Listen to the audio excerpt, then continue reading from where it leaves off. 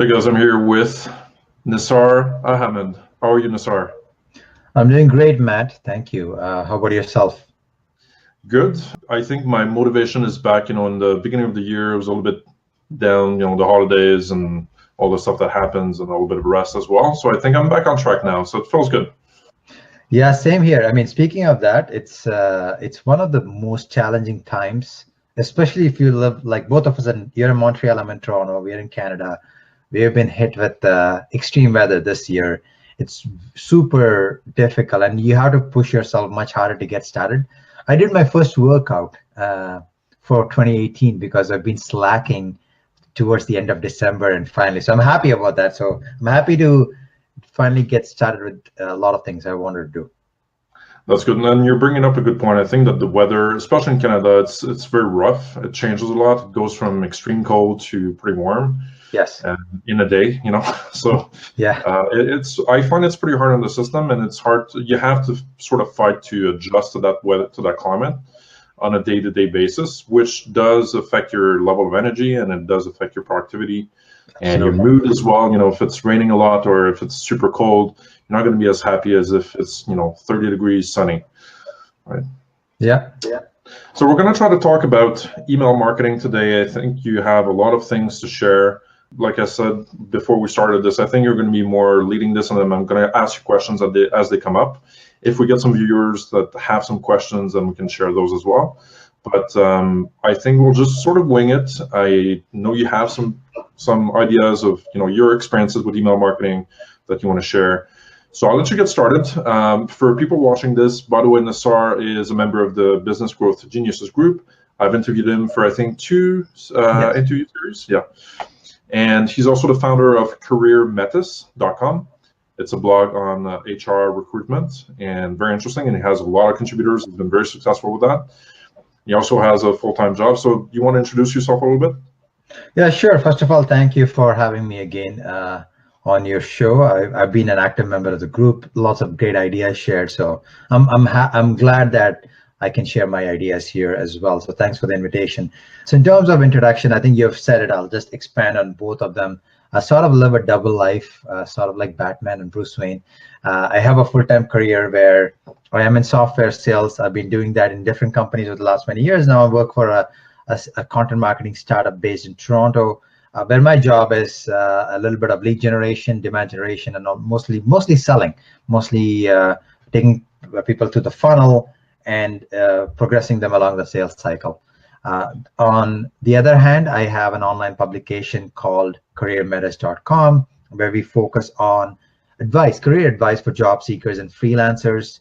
And as Matt, you have mentioned, initially I started that as a blog, and now it is, I call it a publication now because we have more than 600 contributors who have more than 1,000 pieces of unique content from among them. So we're going in a good direction. So I'm a very, it's funny, both of this tied to today's theme, email marketing. And I've used email extensively in both of my, both of the things I do. Great. So what has been your main experience with email so far in both contexts? Can you give us a little bit of context what you've done so far with both? Sure. Then we can talk a little bit about your successes and failures and lessons and all that stuff. Yeah, first of all, before I talk about what I did, I wanted to debunk the myth that many people, if you read blogs and all that, email, I think, has made a comeback. If you go back beginning of 2000, you were able to get like 30% open rate, and before spam and all that, because before everybody misused email, to a point where there was sort of a dip. I don't think there was a dip, people perceived it, but the common perception, if you ask most people, most marketers today, or even salespeople, will tell that email is dead, email is ineffective. We got to do something like ads and events. All of that are relevant. I'm not discounting them. Everything works in marketing, everything works in sales. But email, in my experience, email is one of the most effective ways to gain traction, to gain potential prospects, and it's also the cheapest. I mean, you have an email, there are cheaper ways to find someone's contact details, and then you are able to contact people.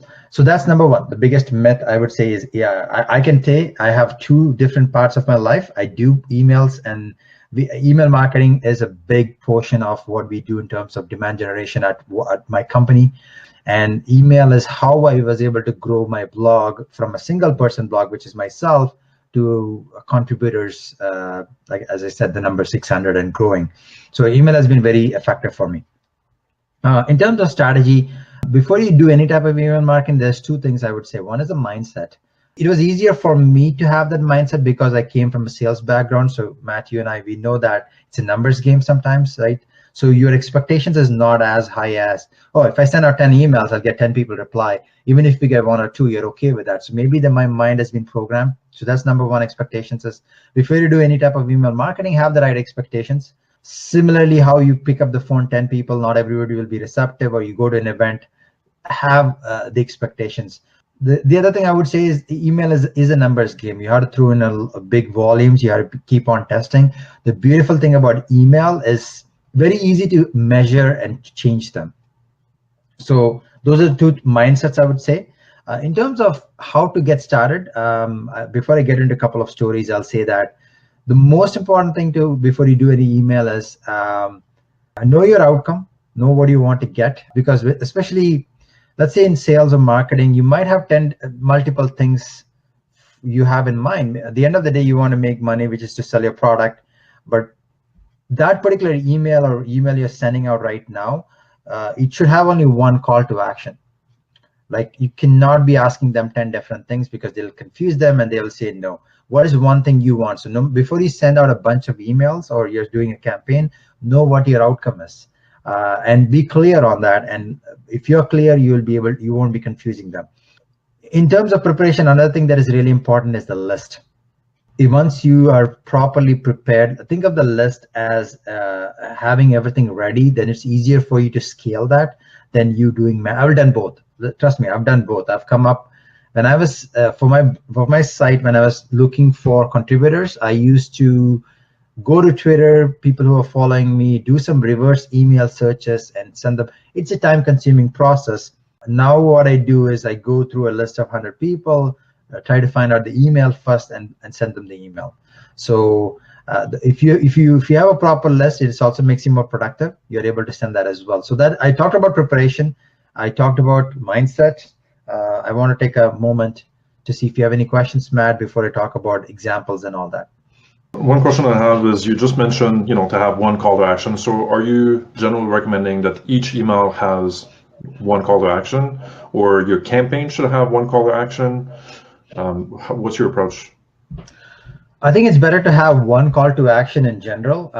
So everybody defines campaigns differently. The way I see a campaign is, so if I'm sending you an email, that's one email. But if I decided to target 100 people like you, that's a campaign, right? So that's a campaign. So I'm going after, let's say, 100 podcast hosts or show hosts like you let's say I'm selling podcast editing services, and I'm a VA. I'm just going and giving an example. And I'm going to target, my campaign is go after people like Matt in North America who have shows, who interview guests. I want to help them with transcripts and stuff like that. So that's a campaign. The call to action, the goal and call to action are two different things. My goal is if I reach out to 100 people, I want to get 10 clients that will pay me for these services that they don't want to do. But my call to action for these people is to invite them to have a quick chat, right? Or invite them to take a look at my brief. I would have to decide on that before I send it, because otherwise people will get really confused. So if I'm sending you a campaign and it's, let's say, a 3-part email sequence, I need to have that ready. I need to have that in mind before I send it out. So should each email have a call to action? Should you always have a call to action, or should sometimes an email is just going to prepare the mindset for what's going to come up later, and then have a call to action? In your 3-part email series that you mentioned, would you have a call to action just like on the 3rd email? Yeah. So here's the thing. So there are multiple types of email, right? So there are bloggers who send out newsletters. There are e-commerce companies who send product updates. I'm strictly talking about outreach emails, which people do a lot right now. So in that, the call to action would be very simple. Either to book a time to chat or go visit whatever the call to action is. I prefer to keep it same, because if they're receiving 3 emails from you over the course of 3 weeks or 1 week, it's preferred to have the same theme, because maybe the first time they forgot to do the call to action or they didn't bother. Second and third time, keep it consistent. Okay, so is your use of email marketing mostly for cold emails to grow your list, or to make some new contacts or get some more contributors or whatever it is? But what has been your use of email so far? So I'll talk about the two. So on my business side, careermetis.com, I've used emails for many things. I've used emails to reach out to people, inviting them to be a contributor on my site, right? So that's been the goal. I send them an email, and 9 out of 10 times they come back. I mean, not 9 out of 10 times. My open rates, my reply rates on these emails are about 20 to 30%, which I'm happy with, and that means. Not all the 20 to 30% who respond become a contributor. Some of them say they're not interested. Some of them say that. But even if I send out 100 emails, 10 of them decide to become a writer, it's good for me. So I've done email outreach for that. I've also, when I started my podcast, now I have 70, 80 episodes recorded. Initially, I did a lot of email outreach looking for guests. So I've done that for as well. And recently, towards the end of 2017, 2018, my goal is to now position myself as a guest on other people's podcasts. So I've been doing those type of email campaigns as well. So in all 3 of them have worked for me. I've got successes, meaning I've reached my goals because of that. So that's on the business side. On my work side, I work for a tech startup. And as anyone knows, when you work for a startup, one of the most difficult thing is getting traction. We do everything like any startup does, like blogging, ads, everything, events as well.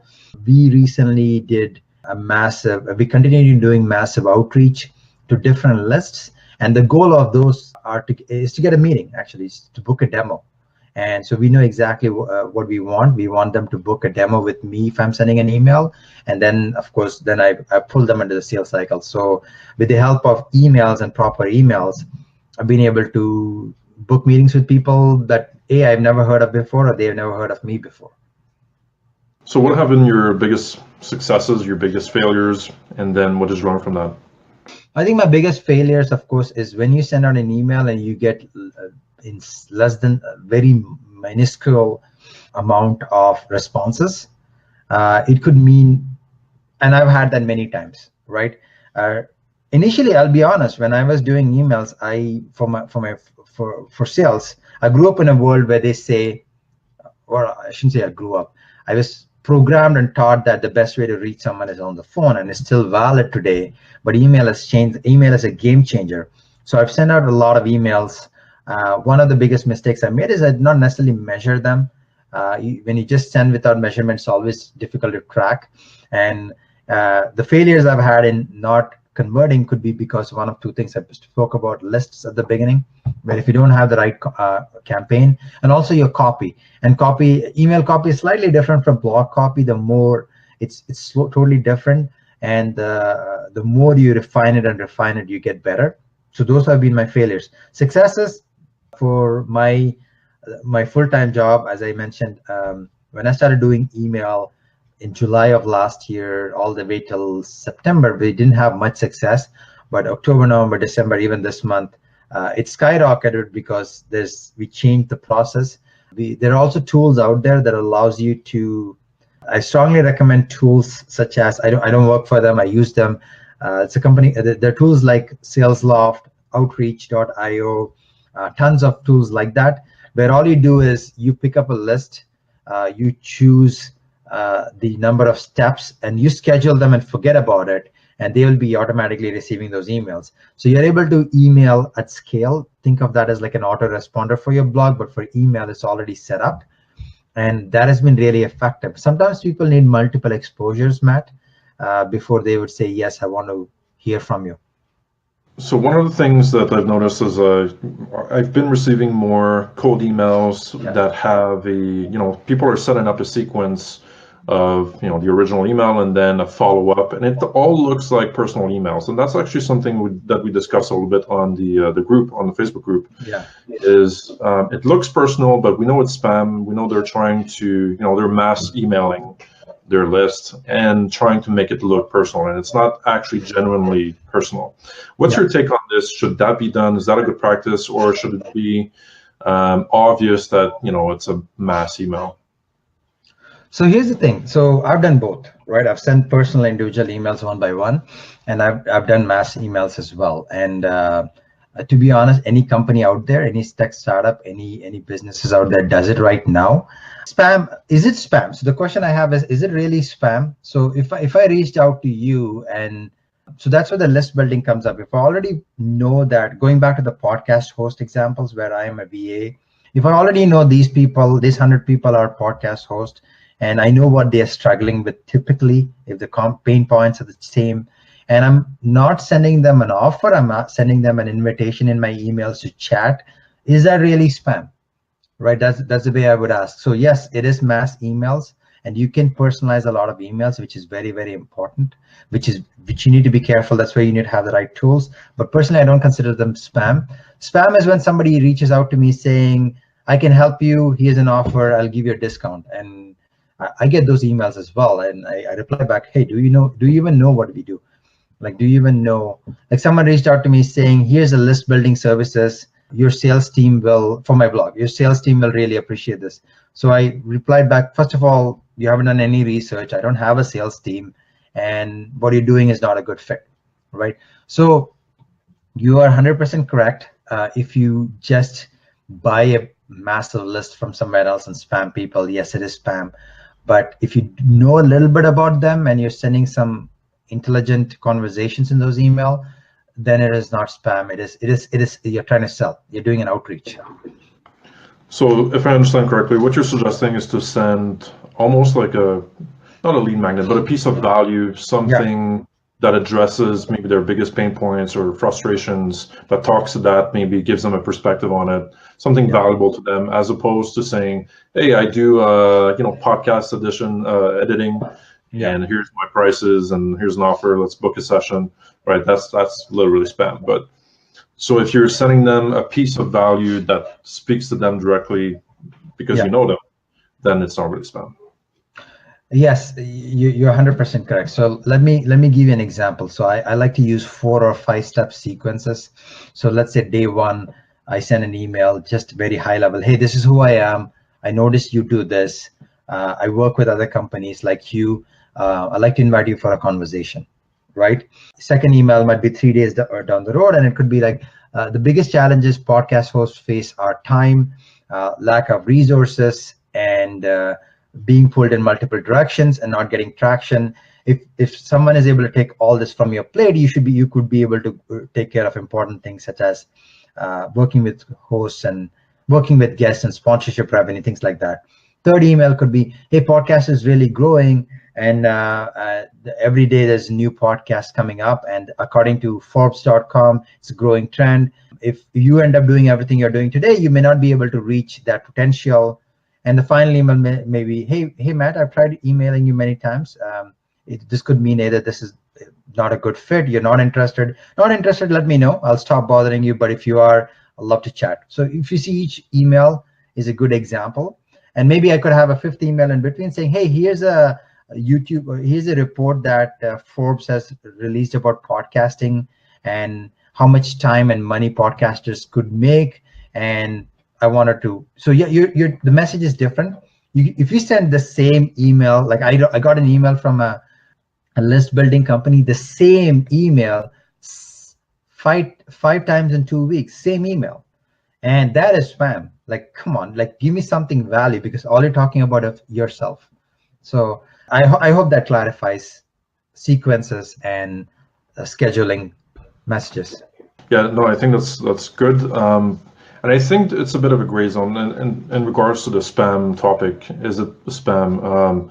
I think it really depends on how it's done, and I think it's a bit of a gray area. There's a sort of a vague line of, okay, I consider this spam, and I'll delete and mark it as spam, and then it's not very good for you. As opposed to just, no, it looks personal, I'm just not interested, I'm going to delete it, or even reply, I'm not interested. Sometimes if I actually get a very personal email that seems like, it's legitimate, sometimes I'll reply, but it's pretty rare. Usually I'll just delete it. If it does look like spam and it feels like spam, it feels like it's, wasting, not just wasting my time, but being aggressive about it, like trying to sell me something directly without knowing who I am and, knowing anything about my situation. And it's not even relevant, right? Then I'll mark it as spam, and I'm guessing that affects their ability to keep doing that in the future. Yeah, that's a very good point. So if you send an email and if your message is crappy and multiple recipients mark you as spam, it also affects a lot of things in the future. Maybe your email provider like Gmail or Office 365 might turn off your account. That happens once in a while. So that's why it's going back. I just want to say, your research is very important. Your list is very important. And if you're in sales, probably you are reaching out to CFOs. Find out exactly what all CFOs struggle with, and try to be as personalized as possible. Like the most successful salespeople, what they do is they have a combination of phone call and email, so you can go back as well. So you're right. Like there's a fine line, and there's a fine line between everything. Like marketing, you can call marketing as spam, or like because you're trying to break someone's pattern of what they're already doing. They're already working. You're sending them an email. You have to give them enough reason. Otherwise, it is spam. So whether it is spam or not really depends on how well you structure your emails. And that's something I want people to understand. One of the members of one of my mastermind groups mentioned that actually he mentioned a tool first called Woodpecker, which allows you to set up a sequence of emails, right? Yeah. Then he said you should probably buy a related domain name, that's close to your actual domain name, but it's not, it's a different one, so that you can set up an email on that domain instead of your main domain, so that if you get marked as spam, and probably inevitably it's going to happen at some point, some people are not going to like what you're messaging them, and they might identify you as a spammer. That might happen. So at least you're not going to burn your main domain name. Right. So, for example, for me, I have sales4u.co or businessgrowgeniuses.com. If I were to email directly from that domain and get marked as spammer, then that can become a problem, right? Yeah, absolutely. So there's a couple of things I want to mention. There was also a question from Amit as well. I saw pop up. So I'm not sure personally. I wouldn't do that, because if I'm reaching out, like if I have, at the end of the day, if I have a business or even my publication, I believe that it's valuable to the readers, valuable to someone who contributes. So I want people to remember myself as Nissar from careermatters.com. So personally, I think I'm not that, I personally won't register another domain. It just makes it confusing, because they'll look at your email, they'll probably go to your website, and they'll probably get confused. So even at work, I won't recommend that. So that's something, if people want to do it, no problem, but I personally don't recommend. Going back to spam, it's going to happen, but I think when you send right emails, I get very little people marking me as spam. Most people would reply back saying, can you please remove me? I'm not the right person. Or John Smith in my company is the right person. So that is not necessarily, so you can reduce that. I think there was a question about, do you use a CRM? So this ties into what I was saying. So there are many tools out there. There's tons of tools. There's Mailshake, there's Woodpecker, RefBoss, there's lots of tools. A lot of CRM, and they are totally different from CRM. CRM is just tracking the customer data. A lot of CRMs don't do email sequences. Like HubSpot does it, but it is not that efficient. HubSpot is great for tracking. I would recommend tools. All the tools, even Woodpecker's, SalesLoft is not the most expensive, but it is up there. I recommend it. We use it every day. Outreach, and there's tons of other companies you could use. And the good thing about them is you have analytics. So let's say each email, you send different types of email, it helps you track. For careermatters.com, so far I haven't used CRM, so I use my Office 365. I manually track how many emails. The reason I know my numbers, Matt, is because if I send out 50 emails, I track how many replied. It's a manual process. I don't recommend that. I recommend getting some type of a CRM or like a tool. I think The way the world is going, every tool out there, I'm sure the software that you're using to record has an analytics tool. So analytics is going to be a part of everything. Right, so I'm actually going to show on the screen. I just noticed there was a comment from Amit, and you see it on the screen now. So that's what you were answering, right? Yeah, I was answering that question. Yeah, thanks, Amit, for the question. I think that's a very relevant one. Any last thoughts as to maybe your top advice in terms of email marketing from your experience? Any last thoughts you'd like to share? Yeah, absolutely. So wanted to say that email is not going away. It is still more relevant today in 2018, and I don't think it'll change. The billions of emails going out. So there are courses available to learn about email marketing, and the best way to learn is testing it out. And it's actually, email is less, I shouldn't say I enjoy. I've done a lot of cold calling and I've found success, but email is less intrusive and people will respond. And because you have this device, people can respond to your email right away. That's one fun thing people take away is don't be afraid of emailing and all that.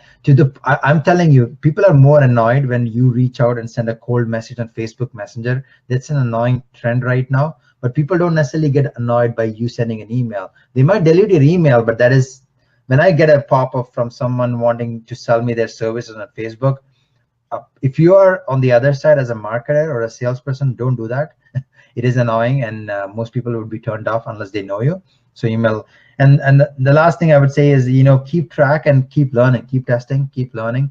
I was not a believer of email like 6-9 months ago. Now I am. I'm talking about like mass email. Email has always worked for my site because it's not a product, it's more of a publication. But when it comes to B2B sales, my company, I'm pushing hard to make email marketing an integral part. So I've said a lot of things here. All right, Nissar, hopefully we can keep discussing this on the Facebook group. If anyone else has questions, feel free to post them. I'm sure Nissar, you're going to comment on them. If I have any thoughts as well, I can comment. Anyone else that wants to participate in this discussion as well, I think it's a really interesting topic. I think it's undervalued right now. I agree with you. I think most people are focusing on social media, and there's a lot of opportunity in email marketing. I haven't figured it out yet, so I'm definitely glad that we're having this chat today, so I can get my ducks in order, in a row, so I can get this done as well. Yeah, one last thing, Matt, is if anyone in the group wants to chat with me about this, I'm happy. Like I said, I was not a believer. Now I'm really excited about email marketing. So I'm always learning, and I'm always happy to share my ideas and even pick your brains as well. So I'll offer that to the group. Sounds good. Do you have a separate call to action you'd like people to do, or is that just it, basically for people to connect with you and chat about it? Here's what I would recommend. A call to action is always awesome. Whatever next project you're working on, I'm actually working on a campaign for my site. I'm releasing a new strategy. I've just, over the last 2 weeks, I've created a list of 50 people. I'm doing an email outreach I'll tell people what it is. I'm creating a job board right now for my publication to make it complimentary. So I'm going to be doing a lot of emails. So what I would recommend, the best way to learn, you don't have to believe me, trust me, choose something that you're working on right now. It could be anything. It could be to pitch yourself on a podcast, find podcast guests, find people for your Facebook group, send out 50 emails and see what the response is. I'm confident you'll get some response. I mean, if you get nothing, that means terrible at copy. But I would encourage you to try it out, and then you will also probably become a believer like me. Sounds good. That sounds like a fair call to action. I will definitely do my best to do the same as well. Okay. That's all right. It's been a pleasure. Thank you so much for doing this. Thank you. I'm glad I could share my ideas, and thank you for having me. For sure. All right. Have a wonderful day. Have a wonderful day. Talk soon. Bye-bye.